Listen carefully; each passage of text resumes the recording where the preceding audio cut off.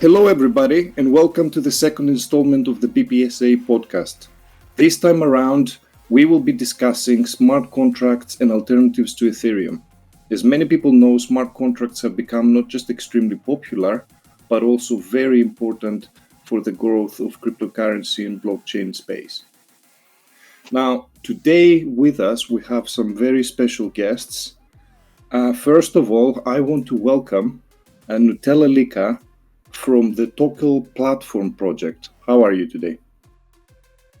Hey, I'm doing well, thanks. Thanks for having me. I look forward to this discussion. Brilliant. I would also like to welcome Ohager from the Signum project. Welcome. Yeah, welcome. Nice to be here. So I'm keen to see what we're talking about. It will be very interesting. Last but not least, I want to welcome GreyWolf from the Turtlenetwork and Polarity exchange. Hi there. Hey everyone, happy to be here today. Excited to talk about technology. So we're here to discuss smart contracts, and this is the first part of the second installment of the BPSAA podcast. So our discussion topic today is smart contracts and what are the alternatives to Ethereum. But to set the tone and to explain to people a little bit, what we're talking about, GreyWolf, would you like to get us going with what like a simple explanation of smart contracts? Sure, I'd be more than happy to discuss kind of a broad overview of what smart contracts are. The easiest way to think about a smart contract is, if anyone's familiar, back in the day when people used to want to create a program, they would put it on a CD-ROM, and then they would sell the CD-ROM, and CD-ROM would have security features like a CD key, a serial number to validate that, you owned it and it was yours. In the future, where we, live today, we now have software called smart contracts. And instead of using a serial number, what's happened is we've evolved software to run on blockchains. And what that means is that people can publish software content onto a blockchain, like they're distributing a CD-ROM, and the CD key to use that software is actually blockchain gas. So for a quick example with familiar things people know, if you were to look at Ethereum, Uniswap is a smart contract. And the smart contract has a bunch of software rules about how you can pool assets together to earn fees. And then for other users, it has rules for them to come and swap currencies through this smart contract. And so ultimately, the experience of what you get is a piece of software that can be accessed from any internet-connected device that gives you services that don't rely on a website to operate. So you're always able to access them immutably. I mean, if you're just an average Joe, you'd think, we have contracts right now. There are contracts, being signed between companies. We will do this, you will do that. There are some terms. We sign the contract. That's it. What's the difference between that, traditional old system and what we now call smart contracts? So what does a smart contract can do that a normal contract can't? Well, the difference is that a normal contract that's drafted between two companies is usually a formal process that takes a considerable amount of time, and it's usually backed by processes of paper management. Where in the example of smart contract, you have a company that can publish this piece of software and it can be run by anyone on the planet. And there's no actual restrictions on who can use this software. Whereas in the traditional world, say that you are in a foreign country and this foreign country doesn't have the best relations with the US. So, for example, you'd be unable to get business advantages. Like you'd be unable to use Coinbase. You'd be unable to access Kraken, for example. Where with smart contracts, anyone on the planet can access the software, and it doesn't matter who you are. So, Ohager, would you agree with this definition of smart contracts? And is there sort of any particular real life examples we can mention that smart contracts are now solving issues that industries had in the past in a better way? I think what is taught by GreyWolf is totally correct. I would go a step back and try to explain this like my mother-in-law, and saying like I really like the thing with the immutable CD-ROM, which is once is recorded, then you cannot change it, and the thing. When I try to explain what smart contracts are, there is kind of things that I say is like, imagine you have a small program that has is distributed over the world. This is very important. It means like I can access this anywhere. It's not hosted on a certain server. So I need to explain my mother-in-law what a server is, but we assume that our audience knows that.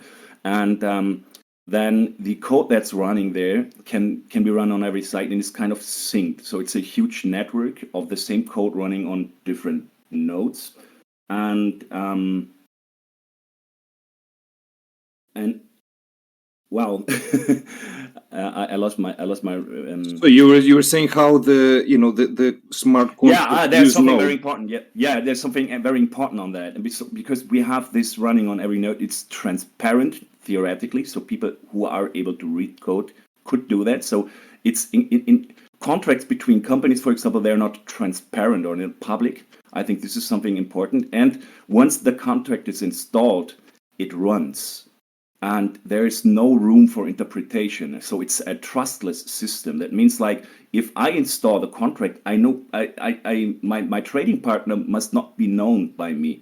While, for example, company contracts are related on trust, I have to trust my trading partner, my partner, to say like, okay, we have this paragraph in our contract, and we agree on that, and then we trust each other that we all will fulfill the contract. And the smart contract is a little bit more hard on that and says like, if we agree on that once we install the contract, so we develop the contract, we formalize the contract, put this on the blockchain, run it everywhere, and then there is no way back. It's like the contract runs, and it has to run. And this is interesting, especially if we start to transfer values, money with it contracts, because we can rely on the formalism which is behind the contract and say like, when certain conditions are met, the contract triggers. And I think the trustless thing is something very important to mention in this scenario here. Everybody is talking about trustless. This is like a keyword that's been throwing around, left, right, and center. NutellaLicka, why is this element of blockchain so important? To have like technology which is trustless.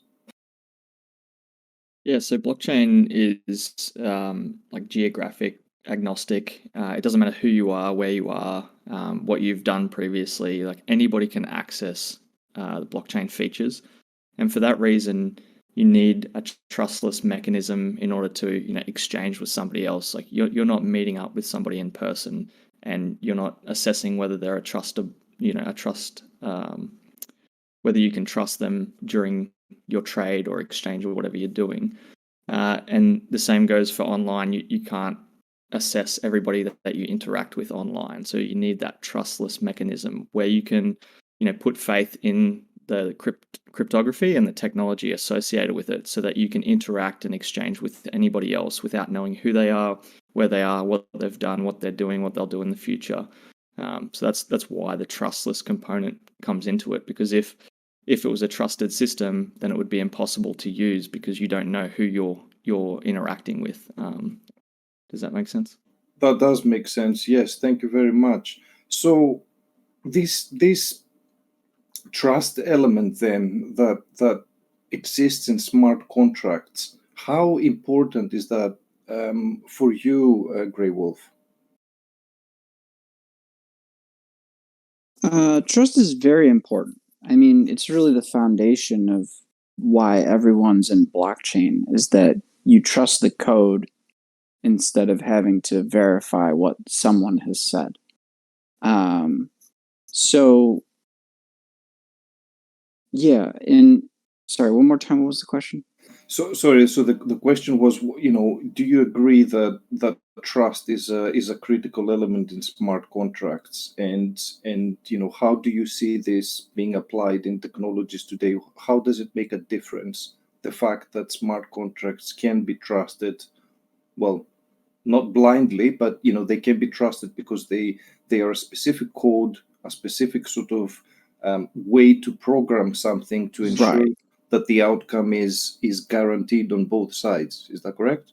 Yeah, that's correct. And really, the reason that they're called trustless is because the source code is publicly published on a blockchain to be audited. And so, what that means is that you or other companies can spend money to inspect that code and make sure that that code is as described by the company before anyone actually interfaces with the software. So that's just one level of trustlessness, is the fact that you can verify it. The second level of trustlessness is that it's on a blockchain, and blockchains are sources of truth. So you have those two levels of trustlessness. And like you said, you can't blindly trust. And that really goes back to the fact that the smart contract itself is written by a human, and humans make mistakes. That's just how life is. So before a smart contract kind of receives that trustless status, it usually receives a series of what are called audits by companies who come and they look for security exploits or dangerous outcomes in the code that nobody saw from, looking topically at the smart contract. Can we? I mean, that's actually really interesting what you just said. I think in very, very important for smart contracts and smart contract functionality.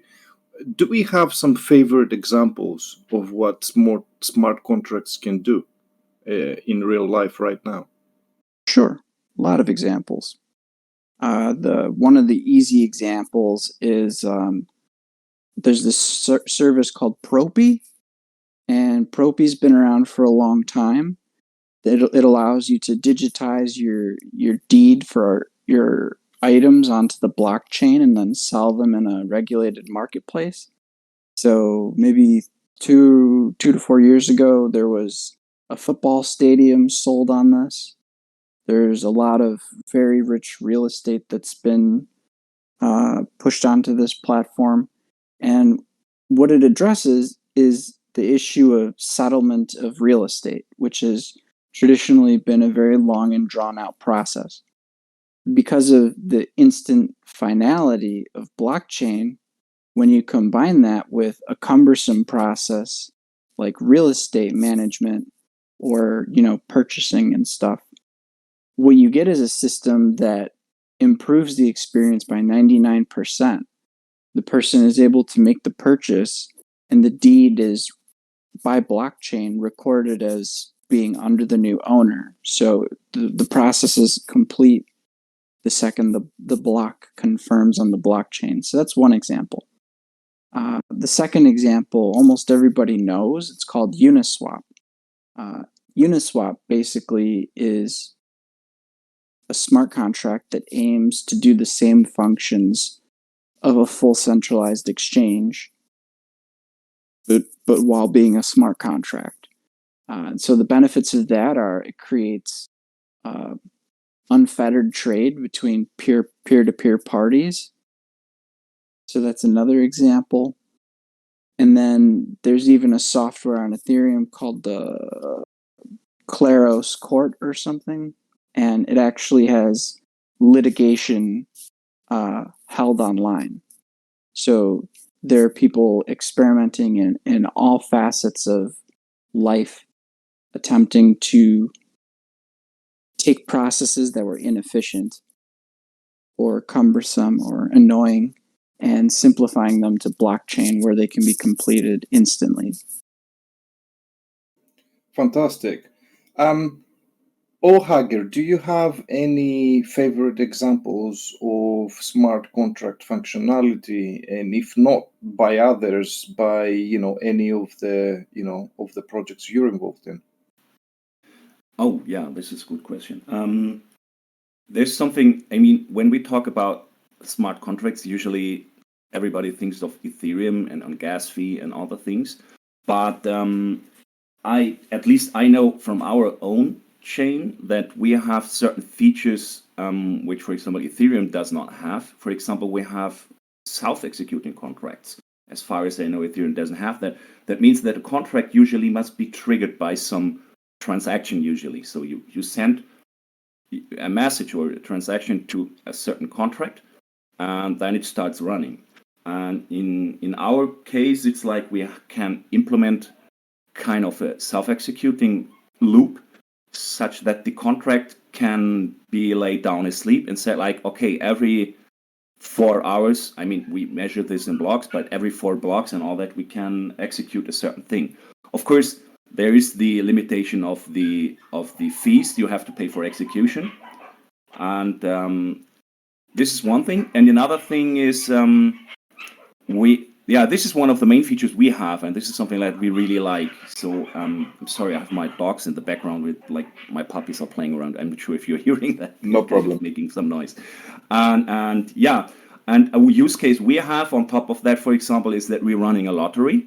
There is another aspect which coming into randomization. We can talk about this probably later because this is something interesting we have to deal with. But the lottery, for example, is an NFT which is self-executing. It's running there, and it makes a draw every 24 hours like that.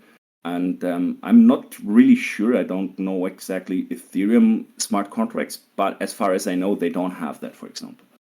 And this opens a lot of interesting features you can do on a time-based manner if you have self-executing ones. Okay, that's Just wanted to jump in there real quick. I will get into the high technicals, but that is a feature of Ethereum because it's a fully Turing complete language. You mean Ethereum has this also, self-executing contracts? Yes. So long as there's gas in the contract, a contract can trigger another contract autonomously. Oh, okay. Yeah. Okay, yes, but we are not seeing too much of that, are we? So at the moment, the main form of a smart contract that we see is that one that does trigger quite a few, quite a number of transactions, and Yeah, Tokel has a Komodo-based technology that is not technically a smart contract, although it could be seen as a smart contract because it is a piece of software on the blockchain. But the underlying blockchain has custom consensus mechanisms that are written into the blockchain itself, and they use what they call smart UTXO. And I think we're getting a little bit heavy in the technicals, but they use smart UTXOs to trigger those smart contracts in a way.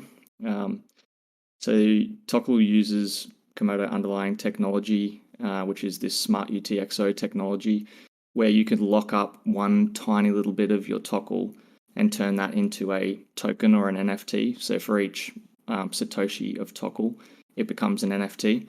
And basically what it is it's the for tokens specifically, the blockchain is indexing that Satoshi and the attached data that you put onto it and says, hey, this is an NFT.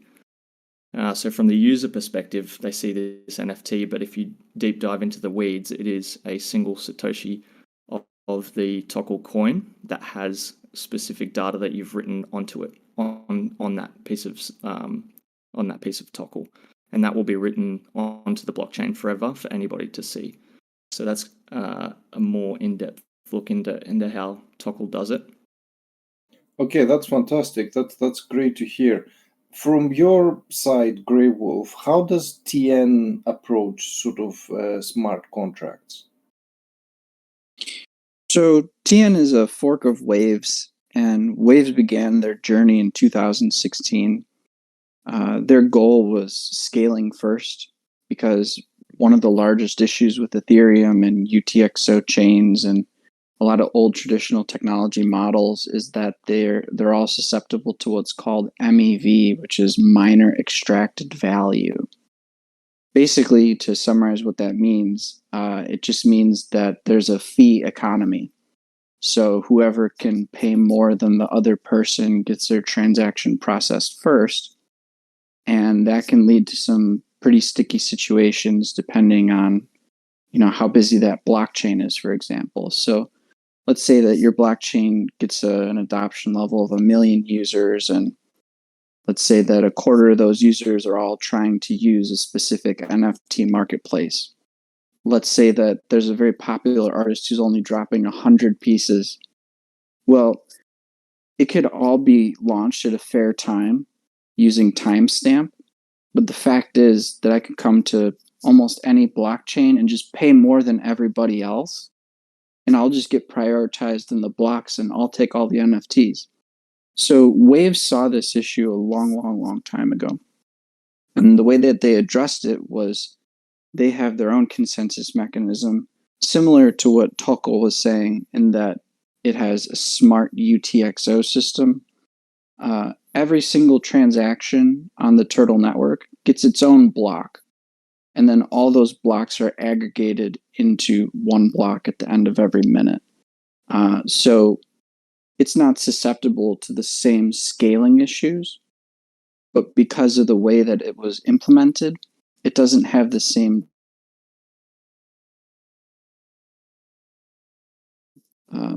so there are trade-offs in the world of security and smart contracts that each blockchain is going to have. Okay, that's a very, very interesting point you just made there. So you said that it has sort of, it has less complexity. Does less complexity mean higher security? Yes, and that was the entire intention, was that there are two common languages in smart contracts, and we'll just discuss Ethereum, for example, as this is kind of the benchmark. Ethereum is what's called Turing complete. Turing complete is a way to describe a system that's able to run full complex code. So you could run Python on Ethereum, for example, which is very expressive. You can make up any function you want, right? Anything you can imagine, you can write and you can run it. Now, that leads to a lot of danger. In the world of smart contracts, I'm sure everyone here has heard of the hacks that have happened. There's almost a cumulative of about $800 billion plus that have been hacked from smart contracts since the technology has begun to exist. That is insane. That is an insane number. How much? One of the most notorious smart contract hacks was in the beginning of Ethereum. It was one of the first smart contracts. It was called the DAO.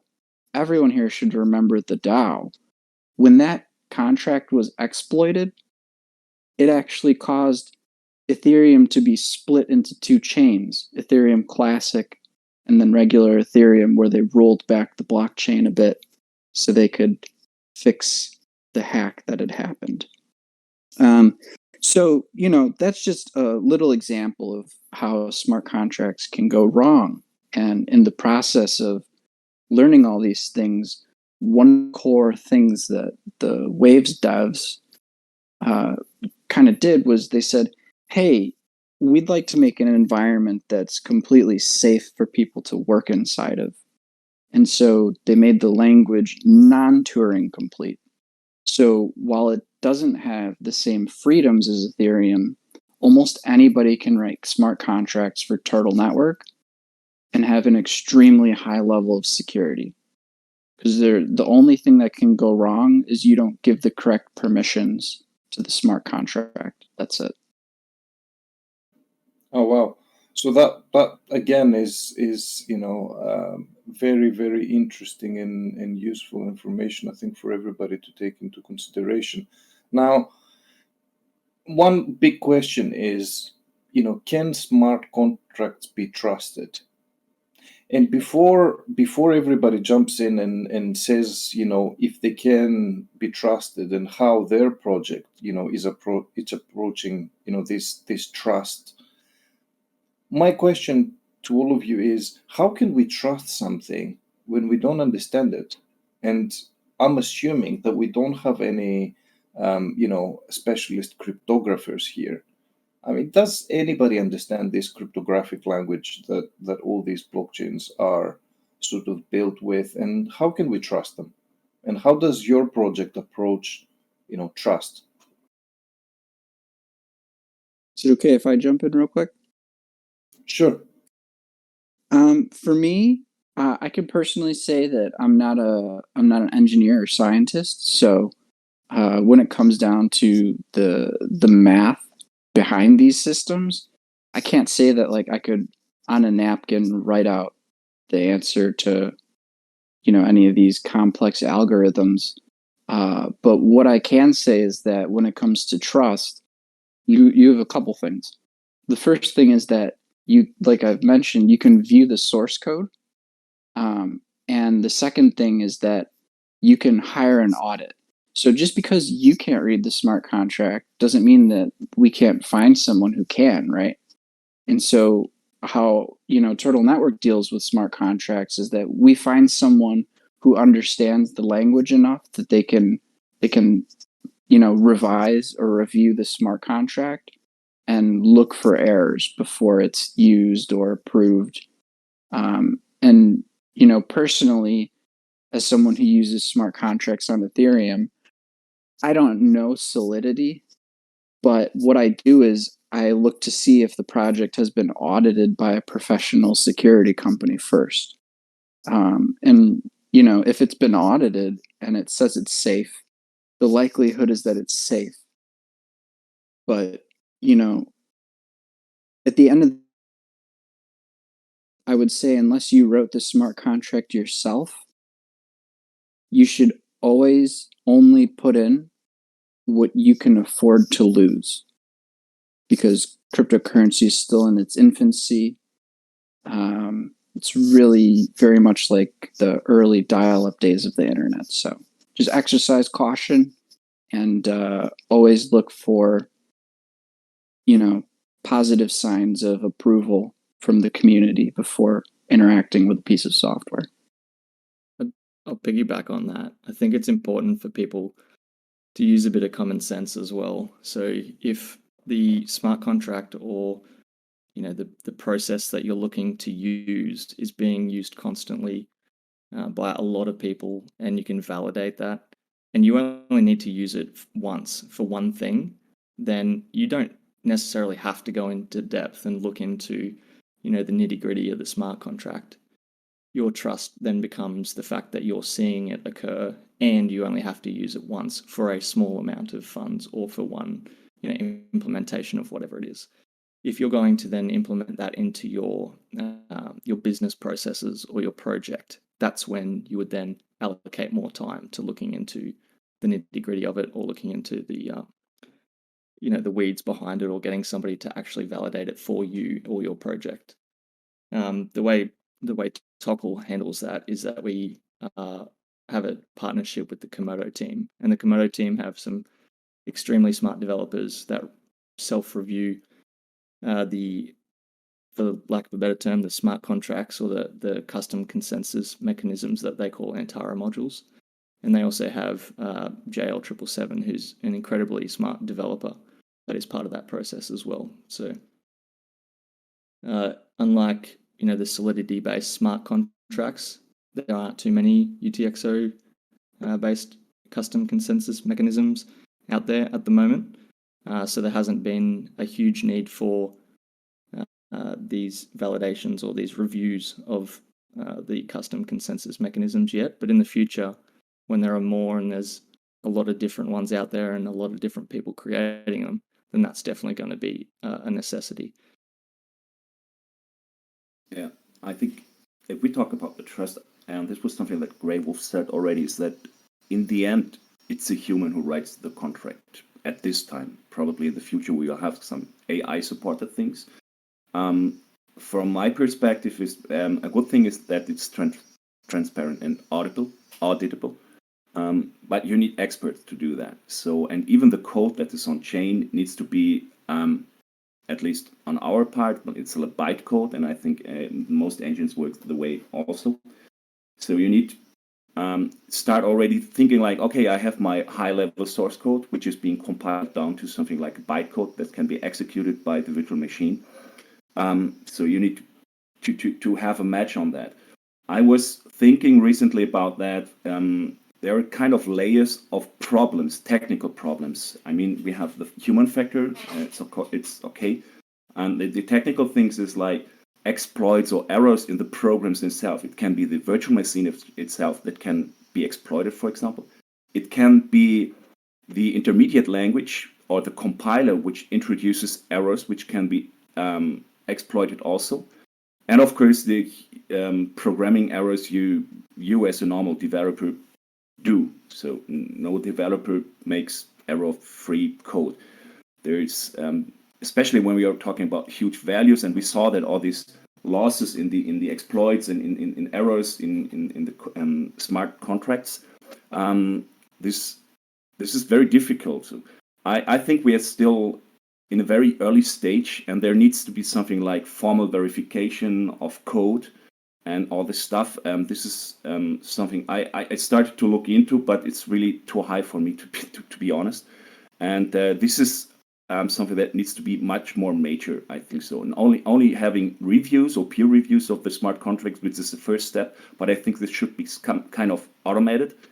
And there must be patterns, and probably in the future there will be AI supported, that such flaws and problems can be detected before it's being deployed. Because once it's deployed, then it's there, and then there's no way back. So there's much work in front of us, and but it's very interesting and exciting times. And peer review is the first step for sure, yeah, and auditing. I think it's important for people to understand what you just said there. Once it's deployed, you can't claw it back. You have to actually deploy another smart contract. With UTXO based custom consensus mechanisms, you can indeed hard fork them and change the underlying consensus mechanism, which is a small but mentionable benefit of a UTXO based smart contract. And then in the case of Turtlenetwork, we have the ability for you to publish a smart contract and then overwrite its state as many times as you want. And when you want it to become a permanent software, you basically lock it into the immutable state, at which point it can never be changed again. Oh, that's cool. And on our side, it would be like you disable the contract, you literally disable it, and then you will put a new version on that. So, but the problem is it's a new address and all the things. So we, from our current state, we have to run this on a testnet and a staging environment, and then we have emulators to run that on low run. I mean locally on the machine. But in our case, it's like it's on the chain, and so. But you can deactivate the contract. So if you see there's kind of problem, you can save this and record that. But it should always be in mind that there must be changes on software. And I think this is a drawback probably on our system. I'm not sure. Because it's different from making software like for the normal web and cloud stuff, where you can just like deploy over it and then fixing the bugs over a period of time. Yeah, it's actually interesting that you bring that up because at least for how the way that me and some of the community members, we've been developing contracts, we do it as module upgrades. So, for example, like there's this social DAO that we're working on, and it began as like just two functions, minting and burning. And we, over time, introduced two new functions and a admin key to add USDT to the pool and stuff. But yeah, it is interesting when you're mentioning the process of developing is usually one that takes a lot of time, and code's usually not done in its first revision. So yeah, that's a very interesting point that you brought up. Thank you very much, all of you, for really going at this point of trust in smart contracts. Now, I want to move to a next point, which is the gas fees. I mean, this was mentioned briefly before, but I mean, one of the issues with traditional banking was the fact that banks used to charge fees, and nobody liked that. And when banks abolished fees, a lot of people really embraced that. And then when blockchain started, suddenly these transaction fees crept back in. So what exactly are gas fees? Why do they exist? And what have you done in your projects to solve the gigantic issue of these ultra expensive Ethereum gas fees? Just so I can give everyone a quick explanation of like what is gas, the best explanation. I'll give two comparisons to make it really, really easy. It's called gas, so we'll start with a car. You can think of a blockchain as a car, and it's always driving somewhere. You can just think of it driving in a straight line. And let's say you want to get a ride downtown. The only way you're going to do that is if you pay some gas. Pretend we live in a world where instead of paying people dollars, you just pay with the raw resources. So if you want to ride, you better bring the amount of gas you need to get from point A to point B. And so that's really what gas is. And then if you break it down into like a more simple understanding, pretend that a blockchain's a computer, which it is. And if you want to interact with that computer, you need some credits first. You need some compute credits. And that's what these coins are, is they're compute credits so that you can do an operation. An operation would be, I want to send money to my friend. To do any action with a blockchain, you need to first have some gas credits to pay the blockchain's miners. Okay, so essentially gas fees are, a form of a transaction fee that goes back to miners. It facilitates on the one hand transactions, and on the other hand, it rewards miners with percentage of these fees, right? Yeah. Okay, fantastic. It is slightly different to a transaction fee though, because it's activating the specific smart contract that you want to engage in. So you have to pay the transaction fee and the gas fee that activates that smart contract that you're using. With UTXO based smart contracts or custom consensus mechanisms, they don't actually have that gas fee because it is a consensus mechanism. So the entire blockchain, whether you've activated that software program or not, is underlying in the daemon or in the blockchain that you're running.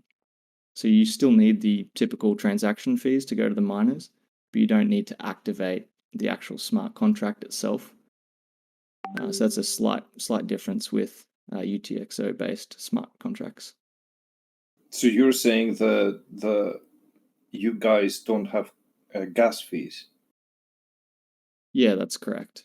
So you'd still, if you wanted to transact a token, for example, that is using the underlying custom consensus mechanisms on Tokel, but you would just use the typical transaction fee for the blockchain, because what you're doing is you're sending a Satoshi of the Tokel coin itself. So all you need to do is pay for that Satoshi to be transferred to somebody else. Say if I wanted to transfer that Satoshi to yourself, you just pay the transaction fees to the miners, they'll process that transaction. The underlying custom consensus mechanisms know what to do with that Satoshi, and then that Satoshi is now in your hands. For any more intricate smart contracts, for example, where that Satoshi might be locked up into an address, basically it requires the whatever consensus mechanisms you put on that Satoshi, it requires those to be fulfilled before it will then unlock it. So all that would then require is a transaction fee for you to interact with it, not necessarily transaction fee and a gas fee to run the smart contract. Okay, that's becoming a lot clearer in my head now, and I hope to the people listening to us. Ohager, how did Signum go about, eliminating this huge problem of ultra expensive Ethereum gas fees? Well, the answer is much simpler in that case. I mean, the execution of in Signum, it's like the contract itself, or the instruction as part of the contract has fees, but the execution fee is extremely low, and because even the value of Signa, our coin, is low also. So in the end, it's extremely low cost to execute even complex contracts with more than thousands instructions or 10,000s of instructions. What is going to happen if Signum goes to $3,000 like Ethereum has? First of all, I will buy an isle and will live my life there. But on the other hand, that's one of the best answers today. Yeah, but no, if that happens, there will be consensus with the entire community to lower the fees somehow. I mean, this will be a kind of a delicate thing because you need to see that miners want to have their part, and of course there would be I don't know, would be my neighbors on other isles. I don't know if that's them. But what I mean is we are regulating this on top of that, just that we want to keep it attractive to work on that. I'm not really understanding why Ethereum probably is not lowering the costs, gas fees. Maybe this is out of my scope and my understanding. But I heard of that many people complain that the execution of that contract is too expensive, and so I don't know. Maybe it's just like, I don't know why they do that, but I think we would lower that if there were in $3,000 or something like that. But actually, today it's very cheap to run our contracts. It's just a fraction of the Signa. They're probably not lowering it because it's making the miners a lot of money. Yeah, for sure. Yeah, I mean, on the other hand, just like to complete on that, the other thing is you need to find a balance, because if you have very low contract cost or execution fee costs, you run risk that your chain will be spammed, for example. So if we remember, for example, CryptoKitties was kind of congestion the entire blockchain, and probably this kind of costs can regulate this a little bit and counterattack probably this kind of spamming contracts or something like that. I mean, I would think twice to spend $25 for an execution, or if I just like 2 cents, then it makes a difference for me. Nobody would go to the bank, right? Say, I want to send $100 to my friend, and the bank say, I will keep $25 and they'll say, okay. That's just not on, is it?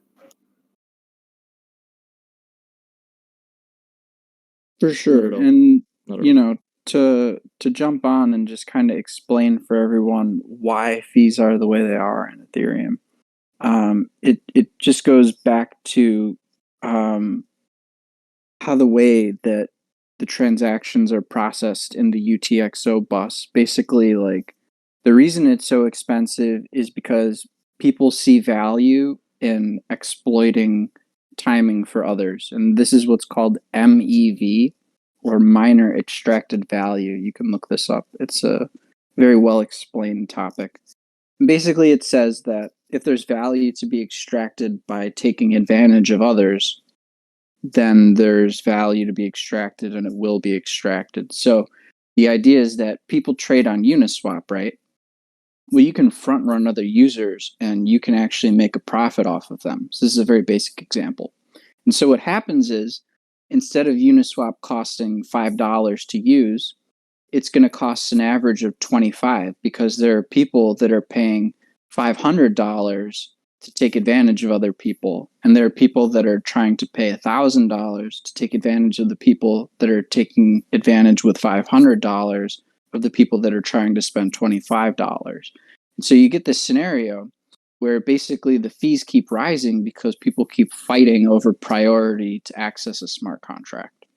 Why? And so Can you explain why that's the case? Like, why do the higher costs get to use the smart contract first?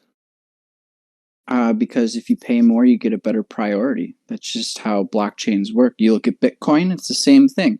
You make a low priority transaction, you can immediately replace it with a higher one. And which one actually processes? Well, the higher one does, right? So this is the same with the majority of all blockchains that you can set a custom fee for. If you set a higher fee than someone, you get processed first. Well, that's not very democratic. I mean, if you think about it, if that's the case, then that always favors whales and people who accumulate a lot of a lot of coins, a lot of funds. They have a large portfolio, so that's not very good, is it? No, definitely isn't. And so, no, I'll let you go. I'll be quick here. So, that's one of the largest issues with just kind of blockchain in general, is that if you haven't structured the UTXO pool properly, people are going to take advantage of other users once the financial opportunity is present. And then you end up in an Ethereum situation, whether you thought you were going to or not. And just so, for example, like, TN actually doesn't have to do anything about that, because that was one of the first things that Waves tried to solve, was that no one should get a higher priority than anyone, and that everyone's transaction it's equal, right? So whatever order the micro blocks appear in, that's the order they're processed. Yeah, that sounds really fair. Thanks for answering that. Yeah, you just can't pay more than someone. If you pay more than someone, then you just have given the miners more money, but you don't get a boost in priority, because that's just not fair. No one should be able to lily pad jump in front of someone else. This isn't Frogger. Sorry, I keep jumping in there. The reason I asked that is, I guess, maybe a lack of understanding of smart contracts and how they process each time somebody wants to use that smart contract, what actually dictates they transacted first? Is it still per block, or is it over a period of time? It's per block. So say within one block time that you have 1,000 people using Uniswap. Who goes first? Well, it starts from the top, and the guy that paid the most, he's got the highest transaction priority in the queue. So his Uniswap TX goes first, and then that's followed by the second guy, followed by the third guy, followed by the fourth guy, followed by the fifth guy.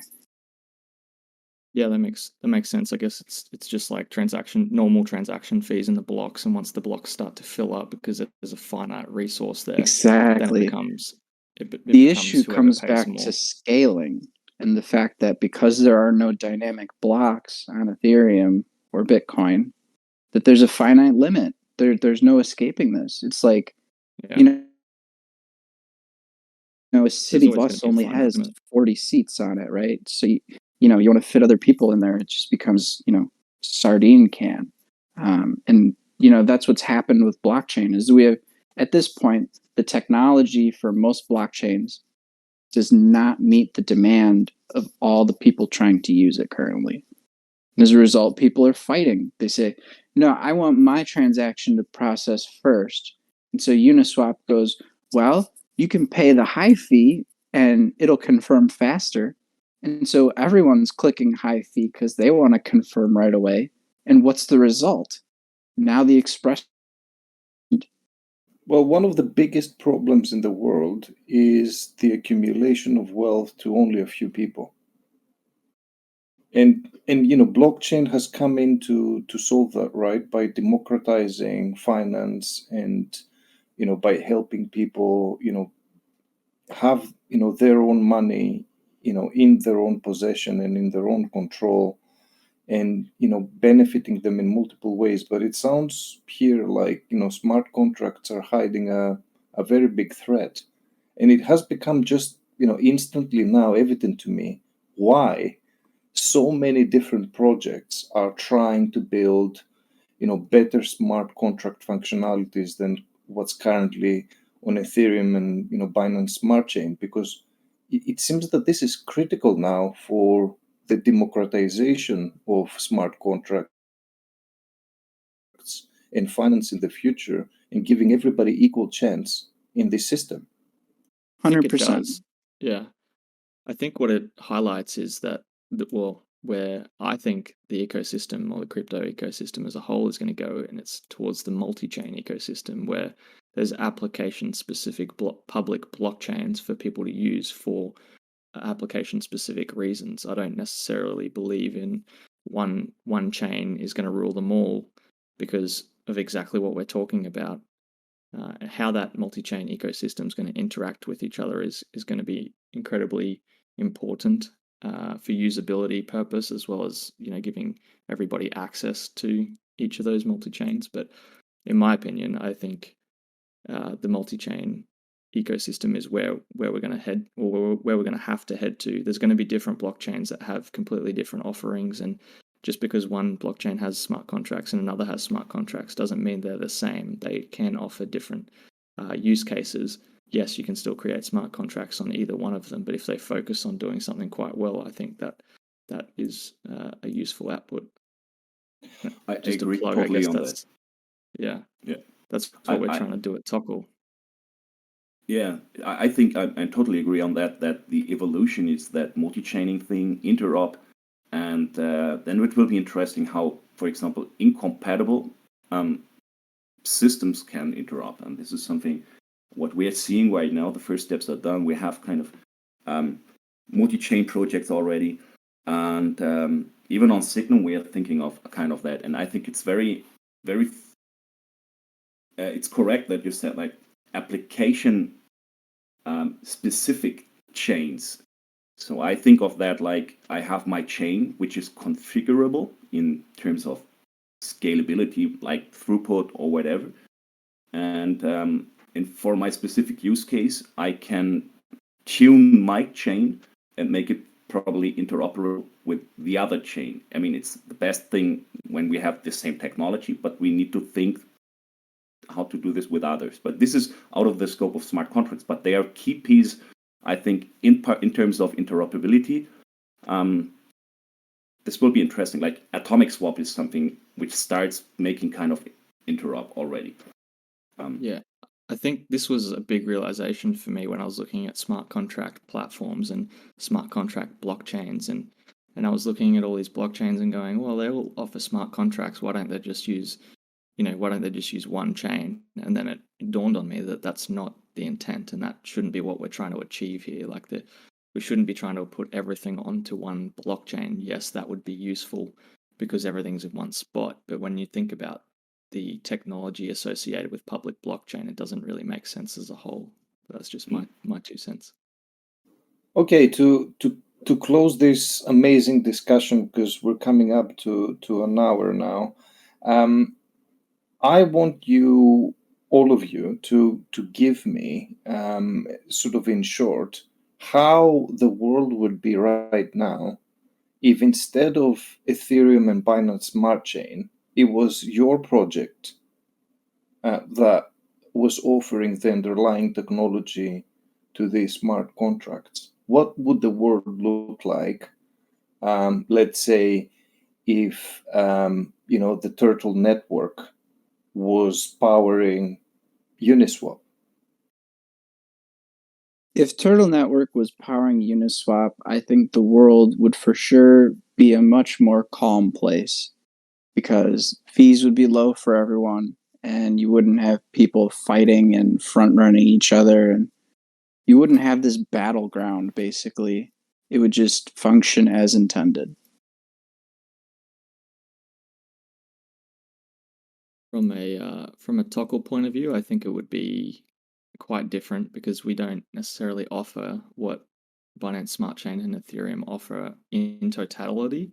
We're really focused on tokens and NFTs and offering solutions for tokens and NFTs themselves. So, big picture, you'd be missing out on a lot of technology, but that isn't our focus. If we just look at tokens and NFTs, it would be far more, if people used Tokel instead of Ethereum and Binance Smart Chain, it would be far more inexpensive, it would be far more accessible, and there would be a lot more usability for tokens, not just to own it as a piece of digital ownership, but the usability behind it, because it's inexpensive to use and transact and interact with the blockchain.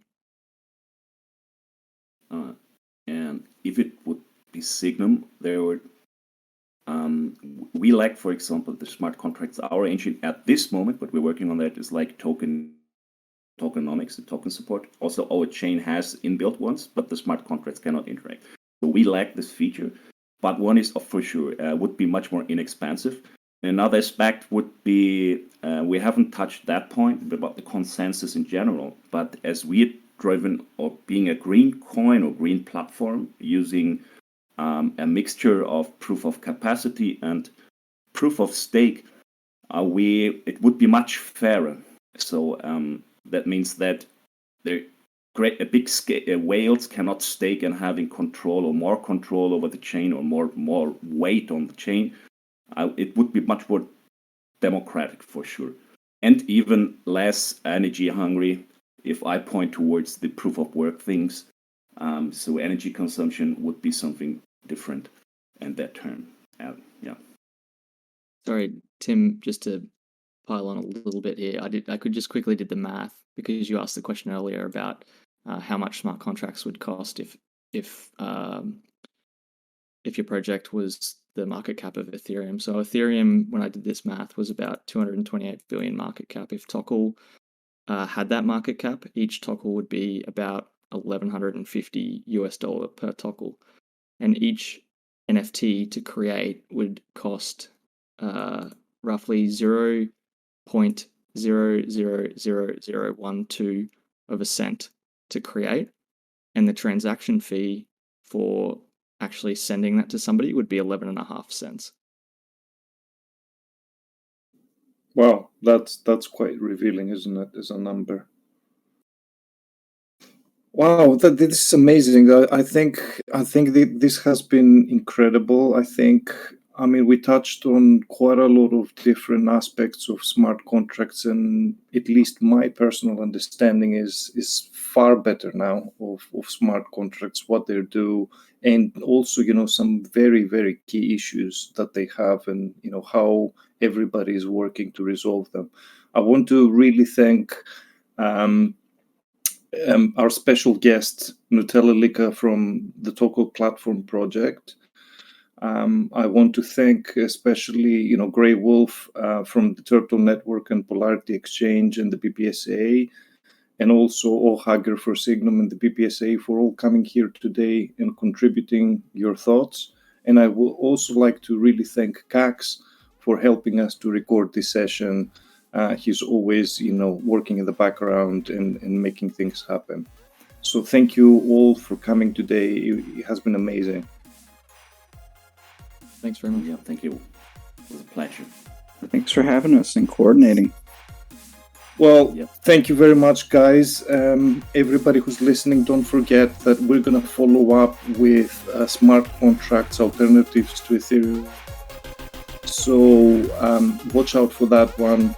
Thank you very much, and have a good day, afternoon or night, wherever you are. Thank you. Bye-bye.